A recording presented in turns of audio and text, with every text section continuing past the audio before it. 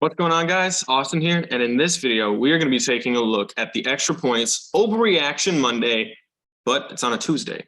So, are these games no big deal? Is it time to worry, or should we sell the team? I'm going to be going over some of the more interesting games of the week. I don't know if I got to all of them. I might have. I think some of the games were just flat out like irrelevant, boring, but we'll see. In fact, I do believe I completely skipped the Jets-Ravens game. There's not much we can really tell from that. Besides that Sauce Gardner is the real deal. But let's take a look. So the first game, the Bills defeating the Rams 31-10. And my question is, are the defending champs in trouble? Is it no big deal? Is it time to worry? Or do the Rams just need to sell the team? Most people were betting the Bills to win the Super Bowl. Most people have Josh Allen as MVP. But the defending Super Bowl champions at home the night they reveal the banner, you got to think it's going to be a good game, and it just wasn't. Here's what I'll say, is that the Rams have a lot of new pieces at critical areas. Their wide receiver 2, brand new. Their running back situation is still kind of interesting. I don't think they really have it completely figured out yet. Right? Their linebacking core, they switched out edge linebacker Von Miller for middle linebacker Bobby Wagner. They have, I believe, 2 rookie defensive backs that are starting along with Jalen Ramsey. And all of that is insignificant in comparison to the Rams offensive line. It's just not as good as we thought it was going to be. They missed Andrew Whitworth. You could see Von Miller pretty much got any look at Stafford that he wanted. Now, all that being said, the Buffalo Bills are an amazing team. They've got a great knockout punch. They beat a lot of teams by a lot of points last year. Now, they also lost to a couple good to average teams. They lost to the Jacksonville Jaguars. They lost to the Tennessee Titans. They lost to some teams that you wouldn't expect them to take losses to. And so this year, the Bills are expected to be better. They brought in Von Miller, right? They've got more, I would say, overall weapons. Gabe Davis and Isaiah McKenzie are maturing. They basically replaced, can't even think of the wide receivers that they got rid of, but Jamison Crowder came in. They got rid of Cole Beasley for Jamison Crowder. I think that's actually a slight upgrade. And they weren't even playing with Tre'Davious White, probably the best player on the team, respective to position. So the Bills are great. The Rams are really trying to figure things out because they're not cohesive. And so because of that, I'm going to say it's time to worry only because of the offensive line. Everywhere else, it's not a big deal. The 49ers losing 19-10. 49ers put up 10 points on Chicago. See, so the question I have right here is, are both young quarterbacks busts? Because 19-10, not a great final score. The 49ers are expected to be, one of the Super Bowl contenders. Chicago, Justin Fields in year 2, he's supposed to make a step forward. Both quarterbacks had at least as many rushing attempts as they did passing attempts. Now, I know a lot of you guys don't watch every game. Most of you guys only watch the game that your team plays. What you might not know is that the Chicago Bears replaced their field this last offseason because people get injured on that field more than any other field in NFL history, even more than the Washington Redskins football team Commanders field. However, that didn't really do much because Elijah Mitchell got hurt on it. But neither here nor there, somehow the designer, the builder, the architect, whatever you want to call them, they messed up on the irrigation. And when it rained in Chicago this weekend, the field flooded. It was the wettest field I've ever seen in pro football history. Now, I've only been watching football, for the last, 10, 12, whatever years it is. So that's a little different, but it's not a big deal. The win, obviously the 49ers would love to get that win, but take it easy on both quarterbacks. It's no big deal. The Dolphins defeating the Patriots 20-7. And so now Bill Belichick is officially below 500 since Brady left. The question is Belichick done? A lot of what people are looking at is, Belichick can't win without Brady. What people don't realize is that in Brady's last year, Belichick couldn't win with Brady, right? They were a terrible offensive team with the GOAT Tom Brady on the roster. They had one of the greatest defenses I've ever seen. If the offense had never scored a single point and had taken up, just as much clock time and just never scored a single point, that Patriots team would have won 4 games and at least tied one of them. They would have won 4 games just on the merit of their defense alone. That means their defense scored more points than opposing teams' offenses in 4 games. And yet that team went into wild card weekend and lost to the Titans on a Brady pick 6. All that being said, the Patriots don't have a great defense anymore. Their offensive line, their running backs, their tight ends, everything seems to be weaker. Brady's gone on to Tampa to what appears to be amazing success. But what I will say is that it's no big deal, right? What we seem to be forgetting is that Bill Belichick, the coach, is the greatest football coach of all time. Bill Belichick, the GM, not so much. Bill Belichick, the GM, might not even be a top 5 GM in the last 20 years. Probably not.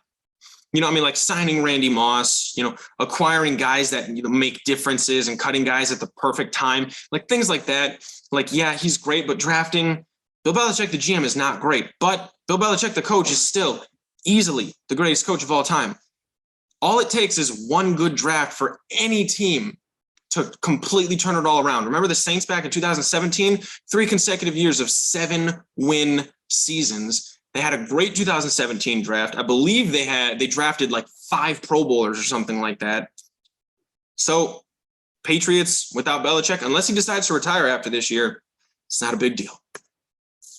The Browns beat Baker's Panthers. This one made me so happy. Baker was talking so much trash. Oh, I'm going to F them up. And, they made a mistake trading me. He basically sounded like Josh Rose. 9 mistakes went ahead of me.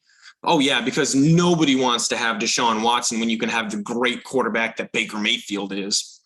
So for the Panthers, was trading for Baker the right move? And I would have said this before. I'll say it now. It obviously was not the right move. The Panthers have a bad offensive line. The Panthers have bad wide receivers. The Panthers have bad coaching. The only bright spot on their entire team is the young cornerback, J.C. Horn, obviously Christian McCaffrey, and DJ Moore, who I think of DJ Moore is basically Michael Pittman. He's a wide receiver 2 on any team that wants to win the Super Bowl, and he's a wide receiver 1 on any team that wants to have a running game as their main source of offense. So for the Panthers, is this no big deal? Is it time to worry? No. They need to sell the team. Obviously Tepper just bought the team. I'm not telling him to sell the team, but everything needs to blow up. Baker is not a better quarterback than Sam Darnold. That's obvious if you watch the games.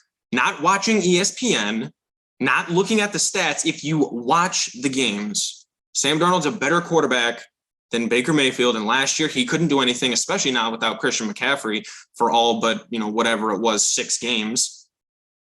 Everything needs to blow up, including getting rid of CMC. The only pieces that I would keep are Akeem Ekwonu and J.C. Horn. Oh, and C.J. Henderson, because they traded for him from Jacksonville. He's a good cornerback, too.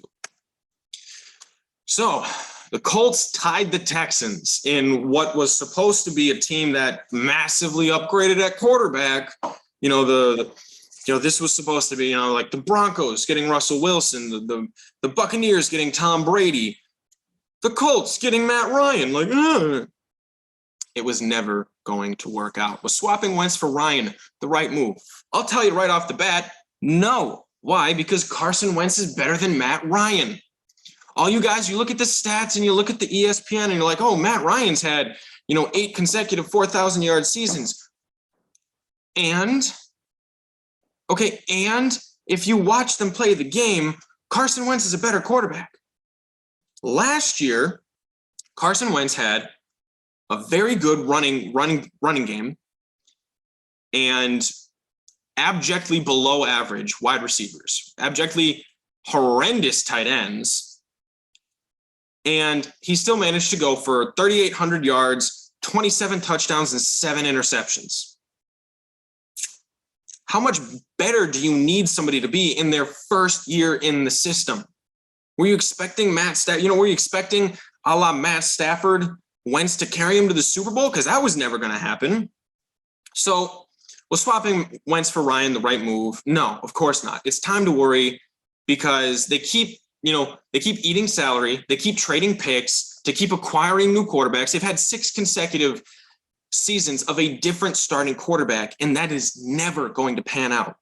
It would be better if they traded for a guy like Gardner Minshew or Jimmy Garoppolo or, somebody young, between the ages of 24 and 28 and just had him start for years and years to come. Because at this point, they don't have that total Super Bowl roster anymore. They need to build a few pieces around it. The Colts need to worry. That division, they were favored to win the division, not the odds-on favorite, but they were the favorite to win that division. And between them and the Titans, it's going to be a toss-up of just who doesn't want it less. The Steelers almost tied the Bengals. Are the Bengals having a Super Bowl hangover, or are the Steelers better than we thought? Here's what I'll say.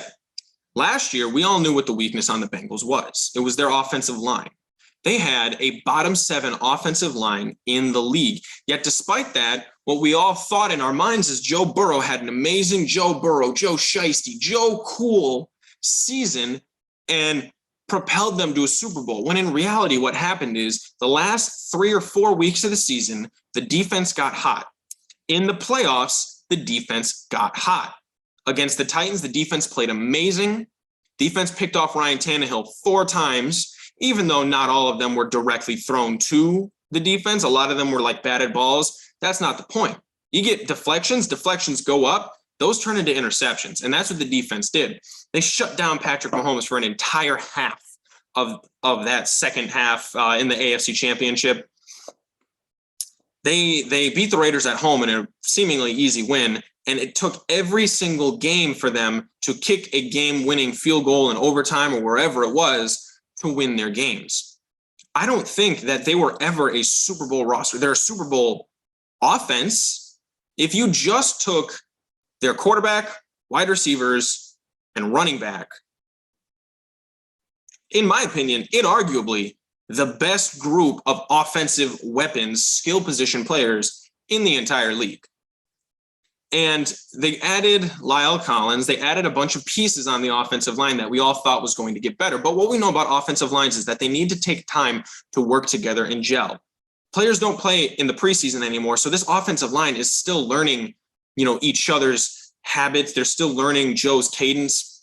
They're going to get better. But again, like I said, it was never really a Super Bowl roster to begin with. In my opinion, they were always going to miss the playoffs. However, this was a game they really needed if they weren't.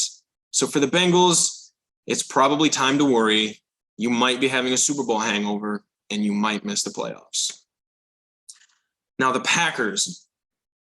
Not a lot of people expected Aaron Rodgers to get his butt handed to him at Minnesota in opening weekend, but last year, nobody expected Aaron Rodgers to get his butt handed to him in New Orleans opening weekend.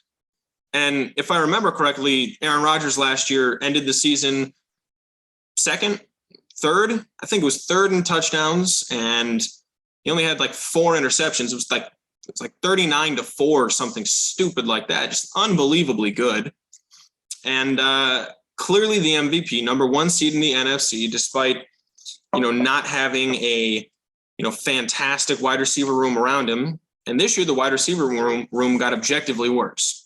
People are going to try to compare this situation to the Titans, to the Chiefs. It's not the same.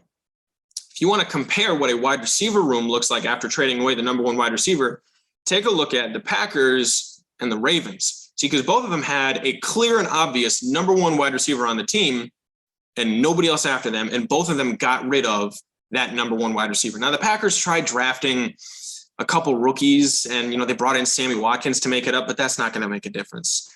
And you've heard it, repeated over and over again in the media. Aaron Rodgers needs to trust his weapons, yada, yada, yada. Yeah, that's true. What I'll say is this.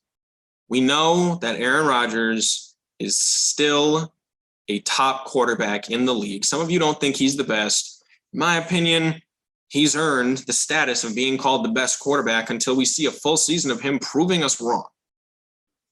And so between A.J. Dillon, Aaron Jones, Romeo Doubs, Christian Watson, Sammy Watkins, Randall Cobb, Robert Tonyan, everybody there, between them, I think he'll be able to get enough trust with the lot of them. As long as he's fine with dishing out the football, they'll be all right. Now, I do think Minnesota's a great team, and I think Minnesota is going to make some serious noise and earn themselves a playoff spot. Now, the Packers would have really liked this game to win that division. There is a chance that Minnesota could just take a stranglehold on the NFC North, and the Packers might not have a chance to win it back. But healthy Aaron Rodgers doesn't lose his division, so it's no big deal. Now, the Giants, they scored a touchdown to go down 1 in the final minute of this Titans game. So they went for 2. Saquon Barkley cuts it in, and they win the game because Randy Bullock can't make a 60-whatever yard field goal that they got him into at the very end. So my question is, will last year's AFC number 1 seed miss the playoffs? Remember, last year, the Titans, they had a win against the Chiefs. They had a win against the Bills. They had a win against the Rams. They had 2 wins against the Colts, who I said were a very good team, and they were. Maybe a little streaky offensive line play, but they were a good team last year. They beat the Colts twice, the Rams, and the Chiefs, and the Bills. They beat basically every single playoff team that was on their schedule. In fact, if I'm not mistaken, they beat every playoff team that was on their schedule. Tannehill had a decent game, but again, I mean, he's Ryan Tannehill, 266 yards, 2 touchdowns. That's about what you'd expect from average quarterback, somewhere like between the 15th and the 16th, 17th best quarterback in the league. That's about what you get.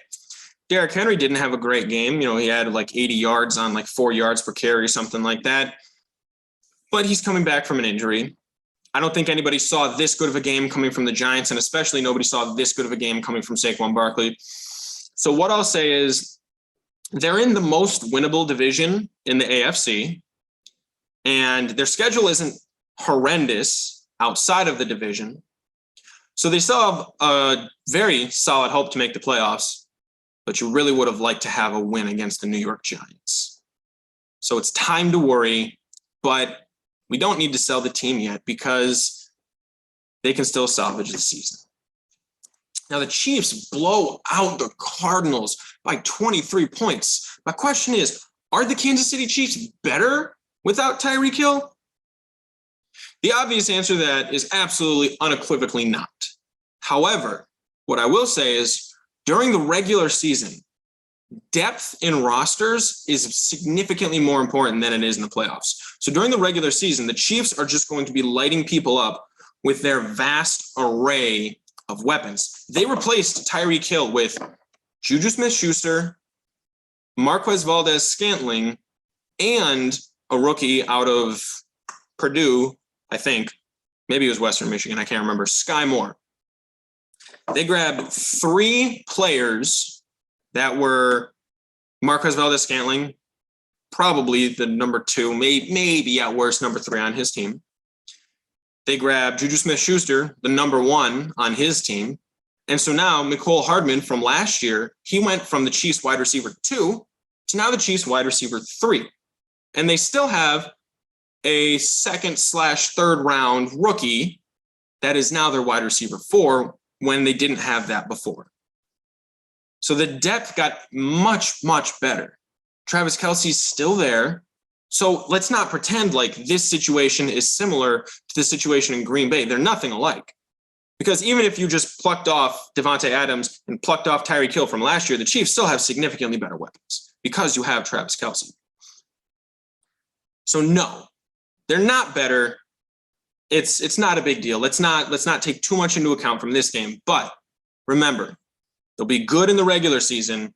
What's really going to matter is how they play in the playoffs, because Tyreek Hill in the playoffs is a different animal. The Bucs struggled to score, but them boys, they struggled more. Will the Cowboys miss the playoffs? Dak, injured hand. Amari Cooper's gone. Tyrone Smith is going to be out for the season. Lyle Collins, he's in Cincinnati. Randy Gregory, he's in Denver. I mean, last year you had Michael Gallup, CeeDee Lamb, and Amari Cooper. This year you have CeeDee Lamb. And who else right now? Dalton Schultz is good, but I mean, last year, he was your number 3-4 weapon. Now he's your number 2. Zeke, he's a year older. Tony Pollard, they're still not giving him the carries. The offensive line has regressed. The defense has regressed. And Dak, unfortunately, got hurt again. This was going to be the one year that we were going to have to see from Dak. Can he carry a below-average team to the playoffs? Now, the obvious answer is no, he can't, because he's not that good. Most people like to think, oh, well, like that 2016 draft class, like we obviously know that Dak is the best quarterback. No, we don't. Because from what we've seen from Dak Prescott is that when he has the best wide receivers and the best offensive line and the best running game in his division, then yeah, he can put up a lot of points.